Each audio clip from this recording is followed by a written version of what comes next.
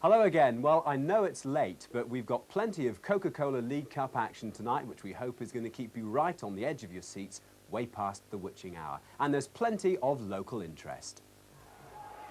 It wasn't so long ago, of course, that Luton Town were the proud winners of the League Cup at Wembley. But the Hatters' run in this year's competition could end at home park tonight, as Plymouth Argyle go for the win that'll put them into that lucrative third round, our main game tonight. For Torquay United, that looks a hopeless task. 6-0 down from that first leg at Plainmoor, the Gulls face the impossible dream at the county ground. Action from that tie later in the programme, if United fans can bear to watch. And we'll also be keeping an eye on a fascinating game at Chesterfield, where the mighty Liverpool could take a tumble. The Merseysiders were 3-0 down at Anfield, but fought back to share 8 goals. What on earth can we expect in the return? Highlights of that game to come. But let's start tonight with our main game. It's Plymouth Argyle against Luton Town, and our commentator at Home Park is Gary Bloom. This is the third meeting of these teams this season. Both previous matches have ended in 2-2 draws, so you'd expect another keenly fought contest here tonight. Though Plymouth's 2 away goals from the first leg at Kenilworth Road a fortnight ago makes them the bookies' favourites to go through to round 3 for only the second time in the last 5 seasons. Plymouth are without the services of the most experienced outfield player, Steve McCall. He's sidelined with a knee injury and misses tonight's game.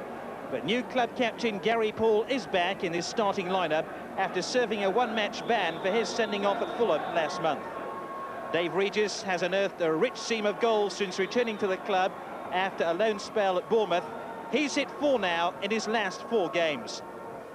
Luton's experienced central defender Trevor Peake has recovered from injury, as has Marvin Johnson, stretchered off in the first leg at Kenilworth Road with a damaged Achilles. He plays at left back. David Priest is Luton's only survivor of their League Cup winning team 4 years ago. Steve Claridge is Luton's top goal scorer and scored 2 against Plymouth in the first leg at Kenilworth Road. Tonight's referee, Martin Boddenham. A week ago, he was refereeing in the Bernabeu Stadium in Madrid, where Real Madrid were playing Politecnica Timisoara in the UEFA Cup. So it's Plymouth Argyle to get us underway at the start of the game. Plymouth have won all but one of their 5 home matches here this season. They're playing from left to right at the start of this game.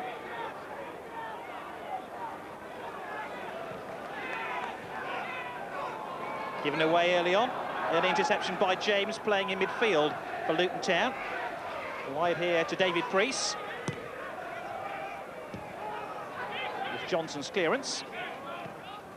I think it's worth saying that Luton have only won 1 game this season. That was at Brentford. Really has been a miserable time at the club. They're looking for a useful cup run now to improve their fortunes.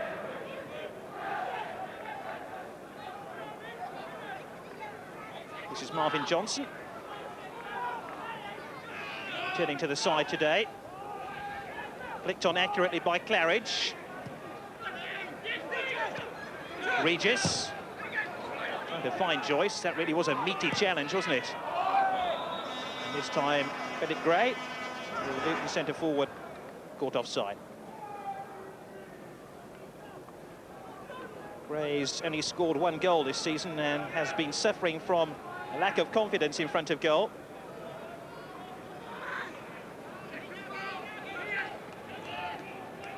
Morrison now with a free kick for Plymouth Argyle.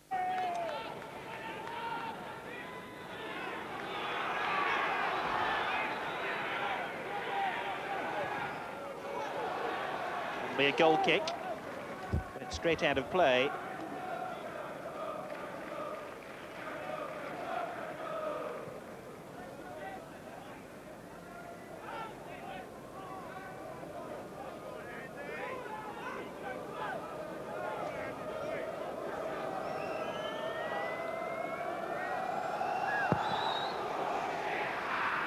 Claridge beaten in the air that time. Comprehensively, in fact. Kamara. Priest loses out in midfield. And the midfield area heavily congested. Oh, mistake by Johnson, but Peake was there quickly. Number 7, Steve Claridge, offside.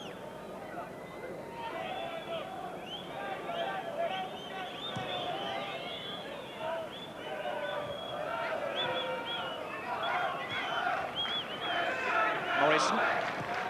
Appeared to be handball, but the referee allows play to go on. Johnson's under pressure here. Oh, he's done ever well, and then he's caught very late by Skinner.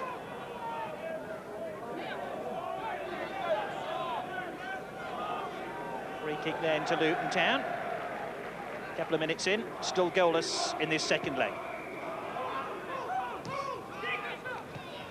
Gray trying to find his fellow striker Steve Claridge. Wasn't the most accurate of passes.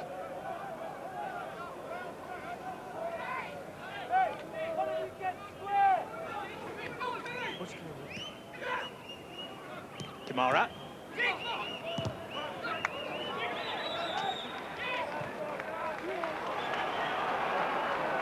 Now, Luton could be stretched here. Ball helping it forward to Spearing. Willie Billing to Nugent, who's ridden the challenge and scores! Great start for Plymouth.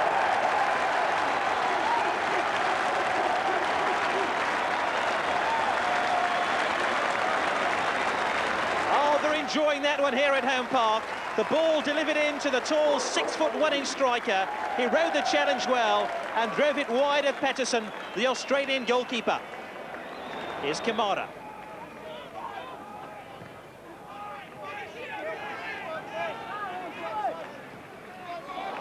Oh, that really was a mistimed back pass by Poole. I'm sure Peter Shilton won't have appreciated that.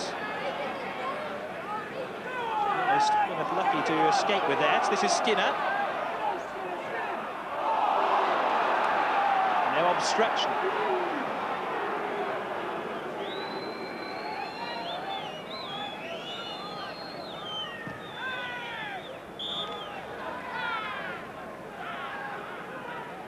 Marriage offside for Luton Town.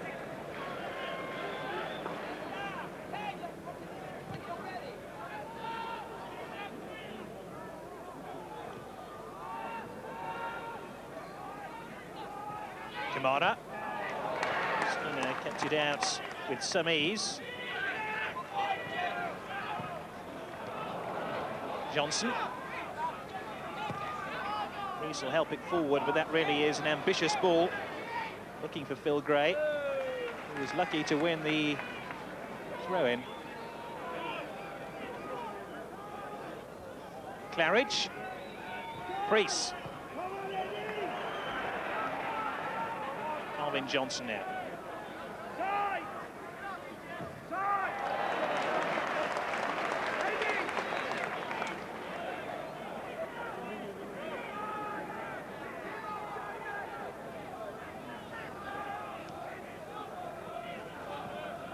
Johnson's cross, it's well aimed. Morrison cut it out. Kamara helps it down. Back in by Linton. Claridge after it. There's really our meat and drink to Peter Shilton.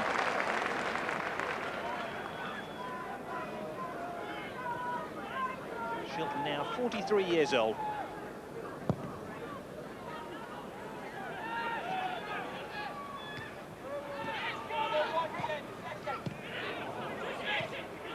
Joyce helping it through. Nugent can help it up. Joyce is offside.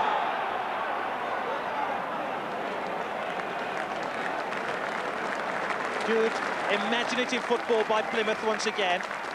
But Luton had pushed out. And perhaps the pass a trifle too late.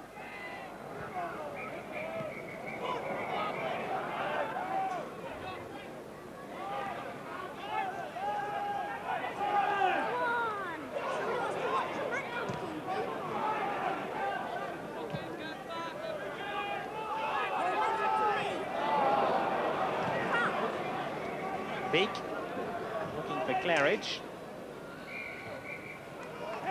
Morrison concedes the throw. And we're inside the final minute now of the first half.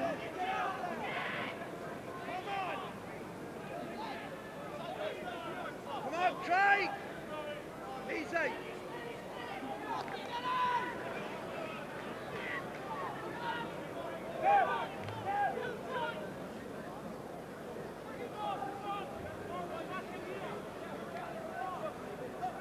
Sultan, the central defender of Luton Town, who's had a busy evening so far.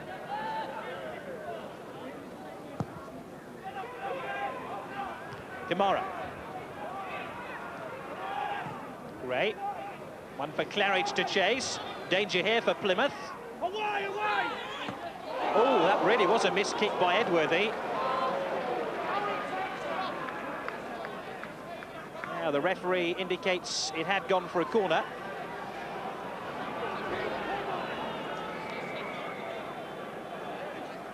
Well, Edworthy only had to clear the ball and almost put through his own goal. So he's put his side under pressure in injury time at the end of the first half. Claridge, back to Priest again. Sultan, good header too, but Shilton had the far post covered.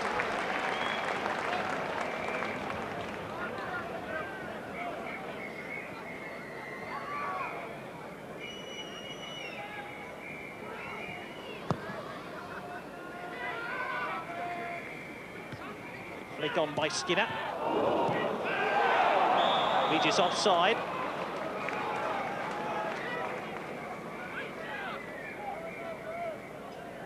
They've just been unable to recreate their fast tempo football which they produced at the start of the game, which yielded a goal. It's the only goal of the match so far. It came after 4 minutes of the game when Kevin Nugent struck his second of the season to give Plymouth Argyle a 3-2 lead on aggregate, and they will be happy with proceedings at half-time. The half-time score then from Home Park: Plymouth 1, Luton 0. Join us for the second half after the break. Welcome back to the TSW midweek match, where at half-time Plymouth lead Luton 1-0 in this Coca-Cola Cup tie. That's 3-2 on aggregate. Luton to get the second half underway. They need 2 goals to see them through to round 3, but 1 would be enough to take this tie into extra time. John McGovern. Claridge. Rees helping it down. It's a chase for Gray.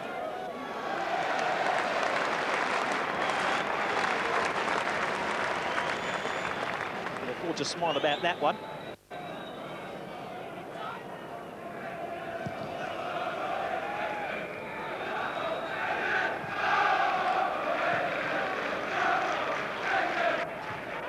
Morrison. Oh, they've beaten the offside trap.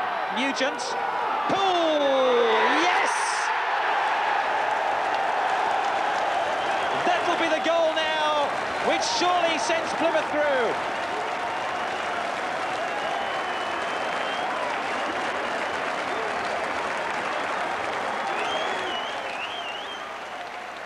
Great header by Morrison, and for once Luton's offside trap failed. And what a clinical finish there by Gary Poole, the Plymouth captain.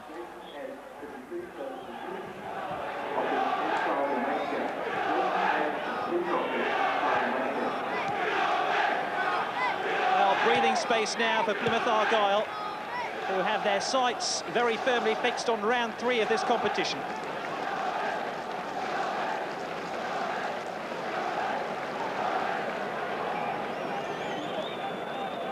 Goal at the start of the first half, and now a goal at the start of the second.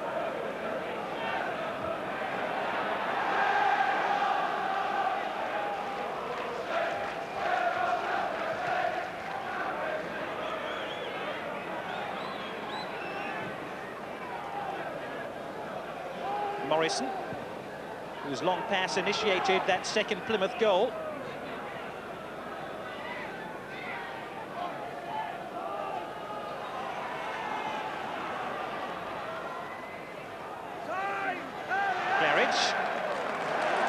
Skinner won it back for Plymouth Argyle. There's a real purpose now about the home side.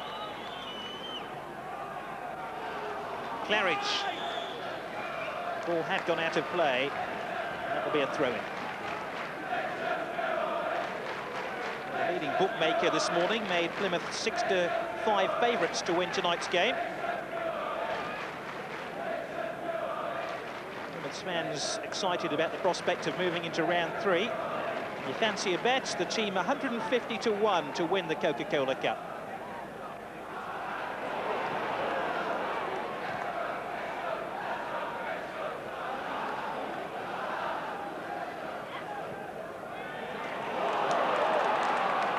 Nugent.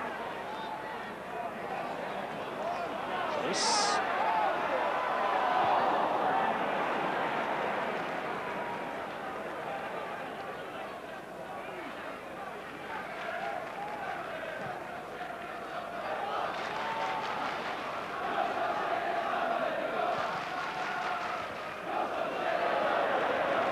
What a bizarre pass that time from Julian James, who increases the pressure on his defence. And Plymouth, free of the shackles of chasing this game, now beginning to pass the ball around with some accuracy and looking for more goals.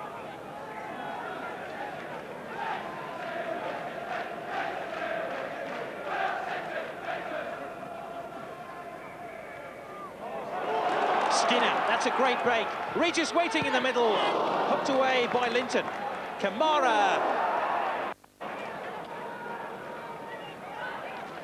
Some of the composure and concentration now has gone from this Luton team since that second goal.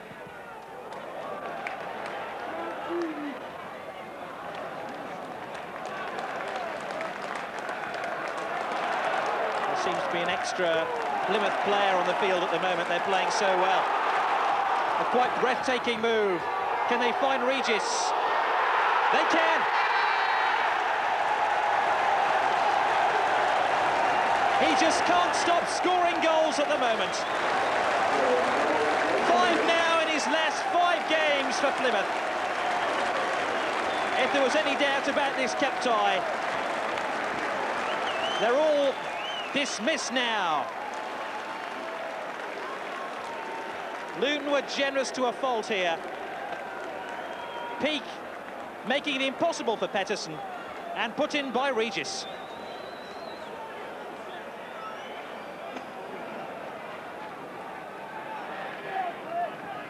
Rees now for Luton. Thumping drive. And the Welsh under-21 international almost forced a save out of Peter Shilton. Took it in his stride very effectively, but couldn't keep his shot down.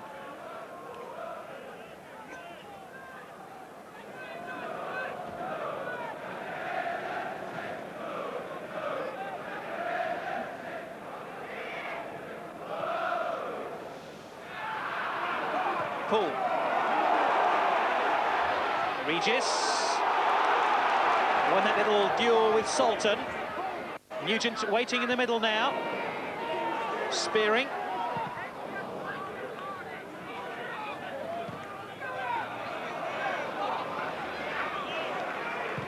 Morris.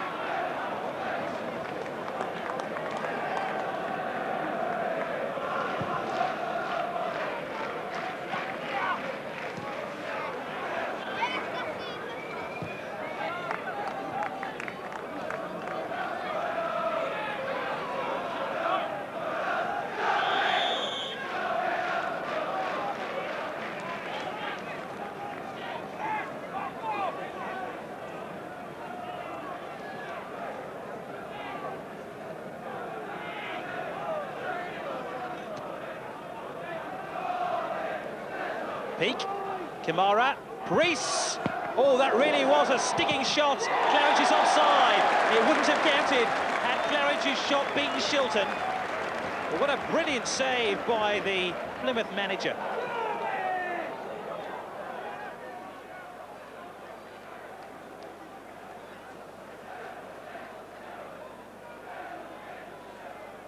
How about that? A chance for Luton to come back into this one.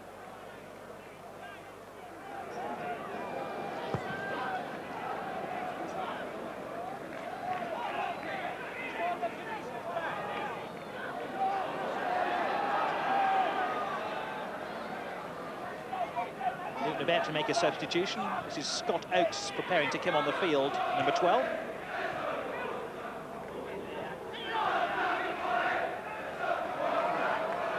Ball.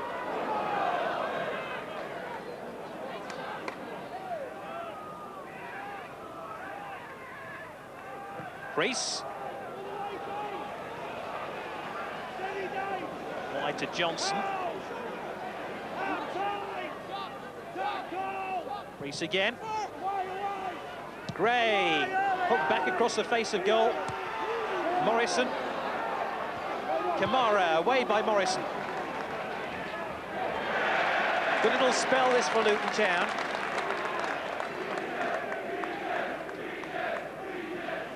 Carriage. Johnson. James. Claridge with his back to goal.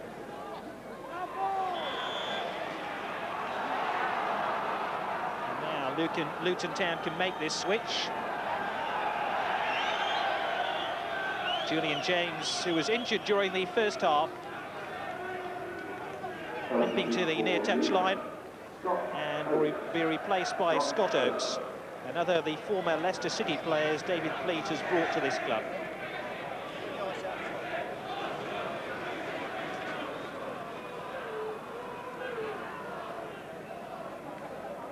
The referee has awarded a corner Luton Town here rather than the free kick.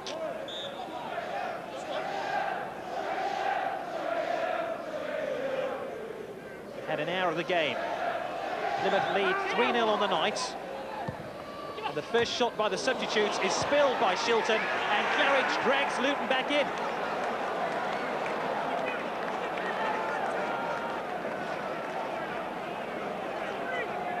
Claridge scores for Luton, but it was substitute Scott Oakes who had that shot, which Peter Shilton just couldn't hold. That's a low volley, and Claridge screwed it back in. Plymouth's aggregate lead now cut to 5-3 over the two matches. Still a two-goal cushion.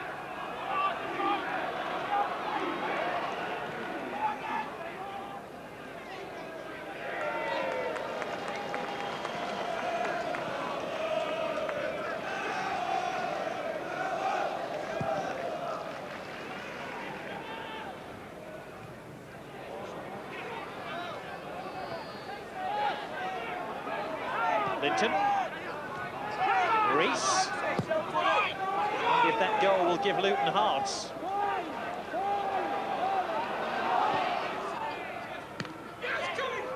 Kamara rushes aside Garner and Regis. Fouls by Phil Gray, free kick to Plymouth.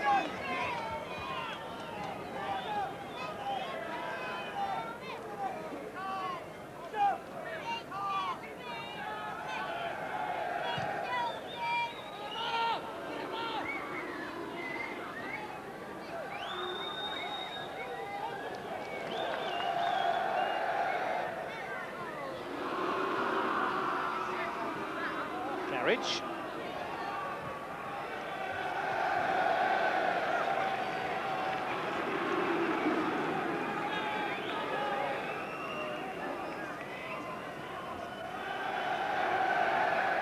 Scott Oakes.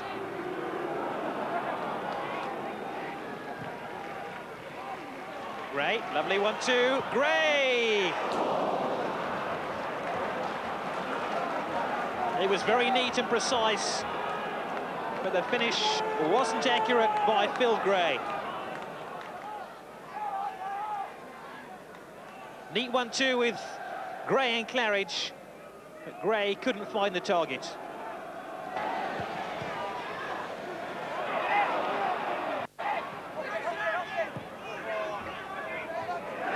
Sturdy challenge by Joyce, just might get Plymouth going again here. Joyce is onside. Only the goalkeeper to beat now. Can he score? And selfishly squares it back across the face of goal. And Plymouth contrived to miss an excellent opportunity.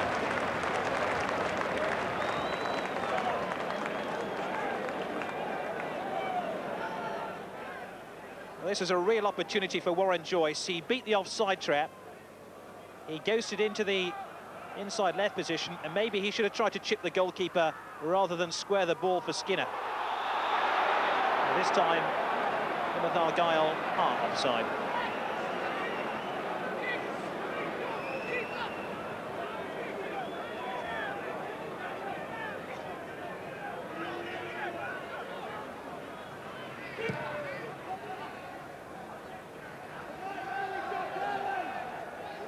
Aldridge took the ball off the toe of Morrison. And a goal! Deflected in by Priest. And again, Scott Oakes was the author of the goal. Peter Shilton had the original shot covered, but David Priest stuck out a leg and deflected the ball past the Plymouth manager. Here's that punch again, fired in by Oakes. And the left foot of Priest puts Luton back in with a shout. Meanwhile, Plymouth make a substitution here. It's Paul Adcock coming on. And Kevin Nugent makes way.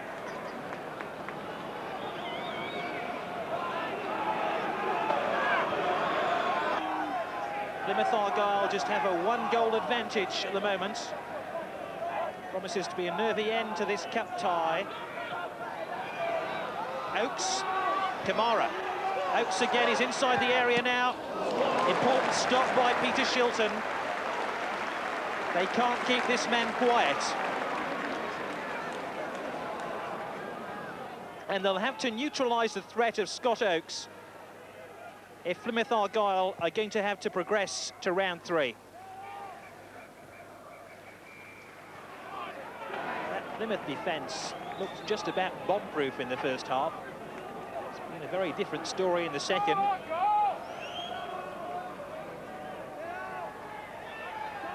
Johnson. Harrison got it clear. Kamara.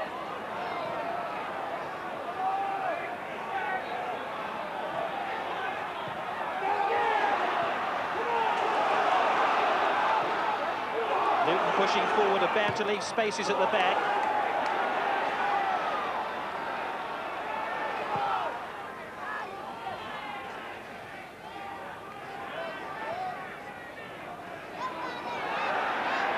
Salton will try and get the ball forward quickly here for Luton Town.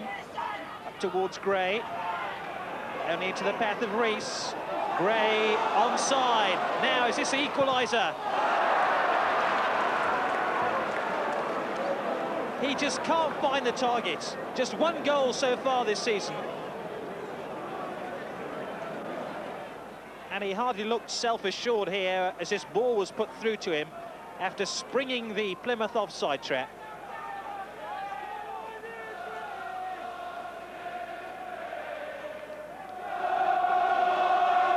Five minutes left.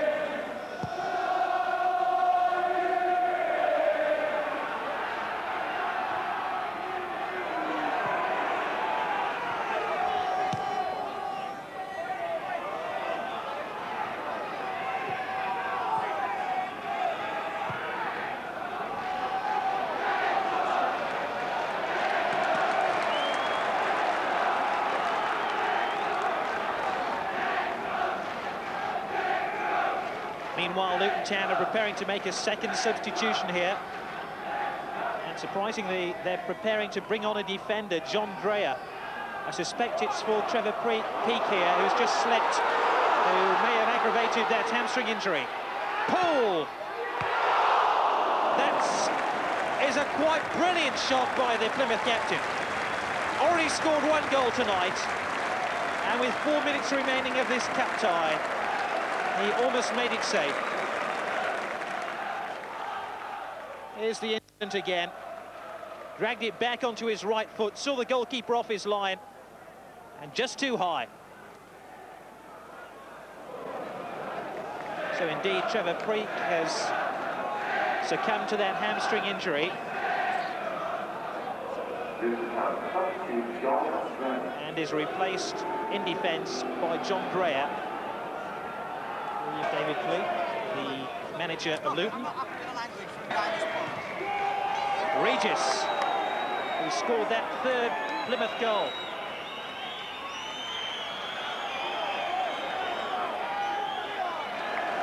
Des Linton concedes the throw-in, and Plymouth can waste a few more seconds. Down by the corner flag, Spearing to take the throw.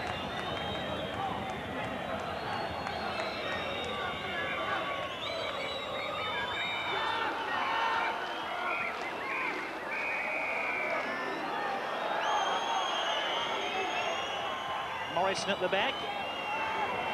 Meanwhile, free kick to Luton. We've now played a minute and a half of stoppage time.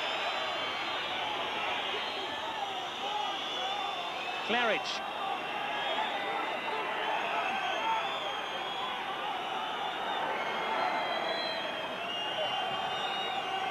That's a throw-in. Martin Bodenham took a long, hard look at his watch. But still, the final whistle is yet to come.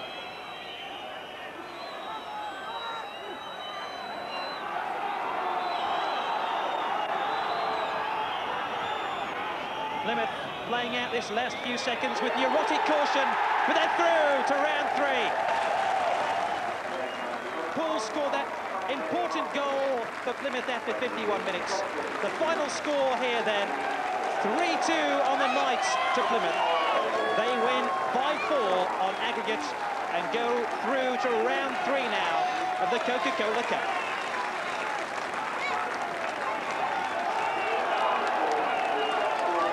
John, what was going through your mind in the last 15 minutes of that game? Well, the same that was going through the rest of the game. You know, we're still in front at the moment, but we're under a lot of pressure. Having said that, you know, we managed to withstand the pressure, and obviously we're just delighted we got through the tie. Did you think it was all over when that third one went in? Well, I thought it should have been, really, because normally when you go 3-0 up, obviously you should go and then possibly get another one and then another one after that. But once they've got a goal, obviously it lifts their tail and they've got absolutely nothing to lose. So then they threw an awful lot of bodies forward, managed to get another break and get another goal, which obviously makes the tie a lot closer than it should have been. You can see for yourself, you know, two big lads up front. We've got a battle. Kev's got a good touch. Mine's improving all the time. And, you know, it's getting better all the time. Welcome back. Well, coming up soon, we've got coverage of Torquay's tie at Swindon, plus, of course, a full roundup of the rest of tonight's results. But first, let's go to our second game of the evening. The two teams shared 8 goals in a pulsating first leg at Anfield. And tonight, Chesterfield take on Liverpool with home advantage. Could we be in for one of the great cup upsets? Let's see as we join John Helm, our commentator, at the recreation ground. It's a marvellous night for everybody connected with Chesterfield. And Dave, they really surpassed all expectations at Anfield. A fantastic performance. Sometimes when it happens, the big club comes out all the more needled to make sure it doesn't happen again. That was a giveaway, so it's back at Morris's foot. Carr played into space, and there might be a chance for Chesterfield's Hebbard here. And Trevor Hebbard has got another one for Chesterfield. What a start!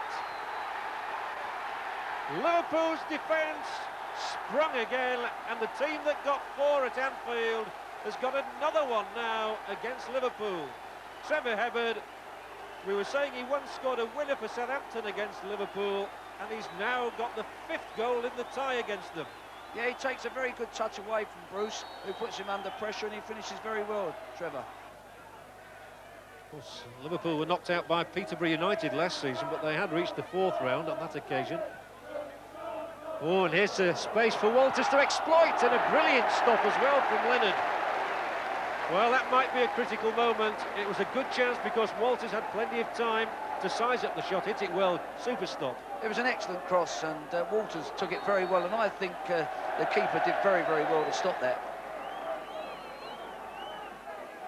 Just to remind you, Chesterfield are leading 5-4 on aggregate over the two ties. Oh, lovely play by McManaman, skipping past Carr. He's got such good balance for a tall lad. Marsh's knock-in, met by Rush, and there might be a chance here, and this is Liverpool's equaliser, and it's Don Hutchison. That really was what Liverpool needed, and Don Hutchison gets his 4th goal in 5 games. Very good play. Their patient build-up, excellent play by Rush and Rosenthal, and Don Hutchinson gets in there and finishes well. It's a good cross in, and Rush does very well here.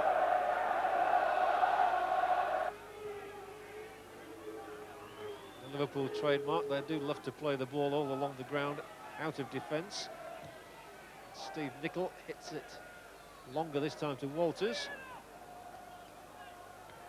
Oh, and Morris has got the flick on towards Steve Norris, who's got 2 to take on. Oh, and Well, then it really broke down badly for them, and there might be a chance now as Redknapp goes on, and the keeper wasn't sure whether to come or not, and Liverpool are in front for the first time in the tie, and it's Jamie Redknapp who's exploited some sloppy work in midfield by Chesterfield, and Liverpool go 2-1 ahead on the night. Yeah, Jamie gets through here. He has a good look around him. He takes the ball early. It's low to the keeper, and the keeper can't do much about it. But before that, Ian Rush had done tremendously well to set up the goal in terms that the ball was played forward, could be played back and then forward.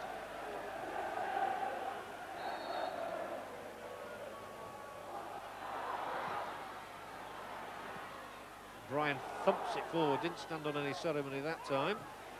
Good. That was a good challenge by Hebben. It set Norris going, and a fine tackle by the Dane Picnic. It was a 1-against-1 situation, and Picnic stood his ground. Yeah, good interception there. Here comes Rosenthal, and if he gets through here, he might get a third. Ronnie Rosenthal, and it's swept into the net by Mark Walters. Liverpool have a third. Chesterfield's defence caught out again in a little bit of disarray, and when Rosenthal pulled it back, Walters simply couldn't miss. Well, it led from that good interception, and the ball was played, and Rosenthal was persistent, and he's ended up going for the shot, but it's gone across the far goal, and Mark Walters has found himself in a nice space to side foot the ball in. There it goes, really. The Chesterfield player should have stayed on his feet. He'd have made it more difficult. Rosenthal gets his turn on. They're going in. He's gone for the shot, and Walters will be happy with that.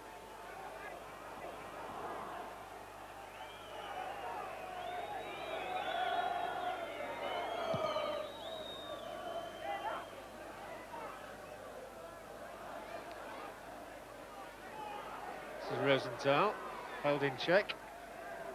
Still breaks, and Liverpool still have people around that Chesterfield penalty box. Chase this time, Nicol going back. Has to breast it down away from the path of Steve Norris. But it's been a brighter start by Chesterfield this half. Yeah, they've come out fairly positive, and they're looking to try and get that goal back, but they're also a little bit apprehensive at the back as well. Also, I think they're concerned they don't concede that fourth goal. Oh yeah, one more for Liverpool, and that will be good night, I'm sure, to Chesterfield's chances. Well, he got the shot in, Trevor Hebbard. Not as accurately as he got one in the 8th minute of the first half, though. I mean, Liverpool have done well with Chesterfield playing with the 3 centre-halves and the sweeper. They've utilised their spare man, and Chesterfield have spent periods where they've had to chase the ball.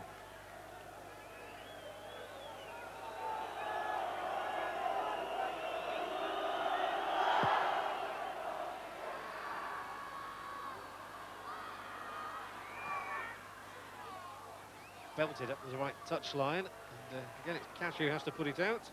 Stuart Cash signed start of this season from Nottingham Forest, had a loan spell at Rotherham last year.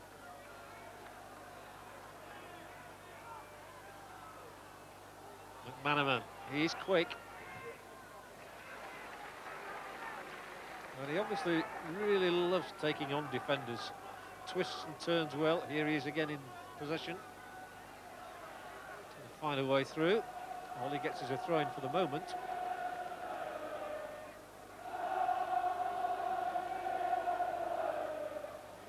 And it's Chesterfield who need the break, and Liverpool trying to kill off the tie. Walters might try and set up Ian Rush, who's hit it in first-time effort. Good stop again by Leonard, and that really could have killed off Chesterfield once and for all. As it is, Norris picks it up with 3 Liverpool men around him. No foul, but still the blue shirts come forward. And it's driven wide, and Williams surely won't get there ahead of Grobbelaar. He's happy to put the ball out and then dart back to his line. Rodgers to hoist it in. Grobbelaar this time doesn't come. 3 men at the back post. Here is Andy Morris. It just didn't break kindly for him. Carr lofts it back again. And Grobbelaar manages to make a good catch under a little bit of pressure from Williams, but he doesn't complain. I think he got a bit of a whack, mind you. Yeah, I think he got caught. He takes in the right spirit, Bruce, as well. It was an interesting clearance. It found Walters, but he nearly gave it straight to Norris. Liverpool leading 3-1. Putting the passes together much more impressively. Rosenthal. Still Ronnie Rosenthal, looks to get in and around them, and he got his feet tangled up with the ball. There's no foul, and again they're looking to release Norris up the middle. He's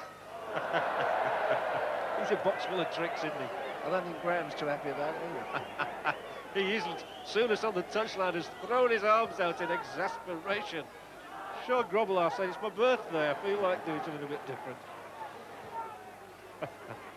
He'd have gone potty if he'd have thrown it into the net as Gary Sprake once did. Here's McManaman. It's a good spell again for Liverpool now. Chesterfield just on the rack a bit at the moment, and they can finish it off. Rush, surely! Ian Rush, 4-1, and now Liverpool know that they're on the way into the next round for certain. A good break, McManaman does well, and young Marsh got the overlap in and puts a nice low cross in, and Rush is used to them, and it's funny how like he should have scored the first time, and then you're waiting for that record, and he gets a little bit of luck and puts it away. Again, that good low cross coming in, the overlap there, he gets a good touch across the 6-yard box, and they're not reacting. Yes, wasn't quite sure whether Rodgers actually put the ball in there, but Ian Rush, I'm sure, will claim it, and he'll now claim also to be the joint record goal scorer for Liverpool with Roger Hunt. So, no surprises at Chesterfield, and none at Swindon either, where Torquay already 6-0 down, or 7-0 down within 2 minutes. Glenn Hoddle, the scorer. Well, after 10 minutes, Swindon made it 2-0, a right-wing cross from Mitchell, and Steve White scored with a shot on the turn from 15 yards.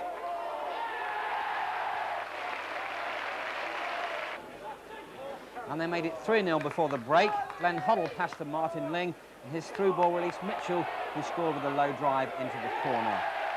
Torquay had their moments. After about 32 minutes, Chris Myers played a 1-2 with substitute Adrian Foster, but his low shot was well held by Swindon goalkeeper Nicky Hammond.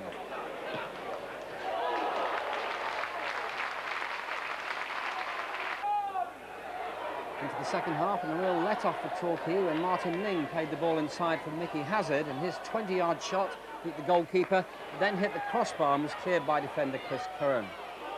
But after 65 minutes, Torquay pulled the goal back when skipper Chris Myers fired home a quickly taken free kick from 25 yards. And then amazingly, Torquay scored again when Nicky Hammond made a hash of a clearance, leaving Adrian Foster to run forward and roll the ball into an empty net.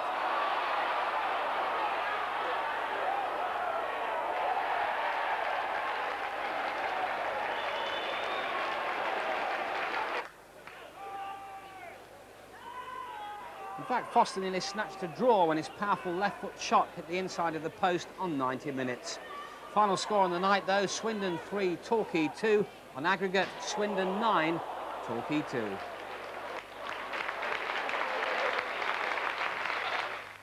So a brave fight back indeed there by Torquay United, and at least they've come away with some pride, but it really was always going to be an impossible task.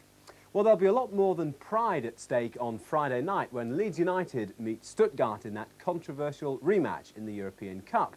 And you won't miss a moment of it. There'll be live, full coverage of that match here on TSW starting at 8 o'clock. That's Leeds against Stuttgart in the European Cup, TSW, Friday night at 8 o'clock. Do tune in for that. Right, now, back to tonight and the rest of the results in the Coca-Cola Cup.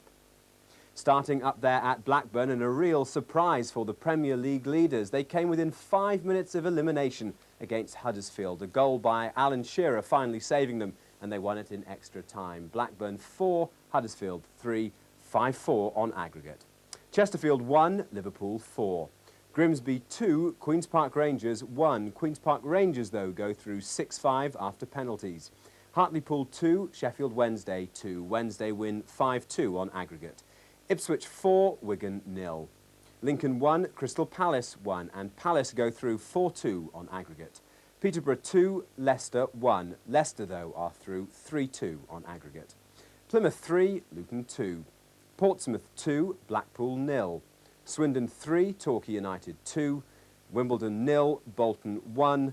Wimbledon, though, go through 3-2 on aggregate. And one more result up in Scotland, the B&Q Scottish Cup first round, Arbroath 3, Dunfermline 0.